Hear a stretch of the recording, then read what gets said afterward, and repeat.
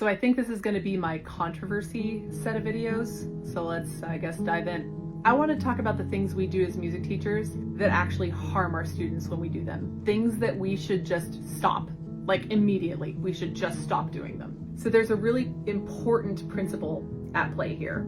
That principle is you reap what you sow. Yeah, you harvest what seeds you plant. That is true for all the intentional good things that you do, and it is also true for the things that you don't know you're doing. So quickly, because we're gonna dive deep into these in the next videos, what are some of the things that we do that plant bad seeds? First, we get angry at mistakes. So that's a really bad seed, because if you get angry when mistakes happen, your students will get angry at themselves when they make mistakes, and nothing stops good practice faster than a student going "Arr!" every time they make a mistake. Your midbrain reads that as pain, and then practice becomes pain. That's a bad seed.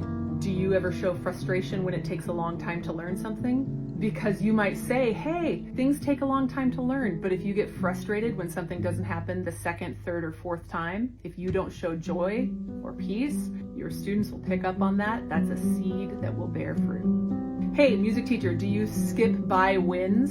Do you work really hard with your students, get to the win, and just move right on? Do you not take time to celebrate it? Because that's a bad precedent too. That's not a good seed. You need your students to get a dopamine boost when they do something well. You're gonna have to teach that. That's a seed you need to plant intentionally. And here's another thing, and maybe one of the most important things.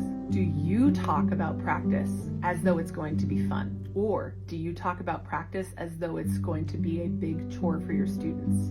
I'm going to say that again. When you tell your students to go home and practice, do you talk about that as an opportunity for fun? Or do you talk about it like it's going to be a big chore? If you want a bangin' music program, a music program that is going to always be funded, by the way, you're going to want a program full of students who aren't just motivated, but they're actually obsessed with what they're doing. That joyful obsession in your students creates all this energy.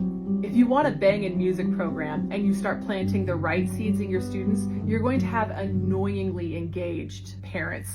And in a good way, not the ones that are coming in and trying to change everything you're doing, but ones who are just sold out on whatever your vision is. There's actually a book coming out sometime this year or early next year for parents that can get them to do this. Stick around with me for that one. In the next videos, we're going to talk about the things that you can switch, the things you're doing badly now that if you do them well, you're going to get all of that obsession, all of that joy, all of that parent engagement.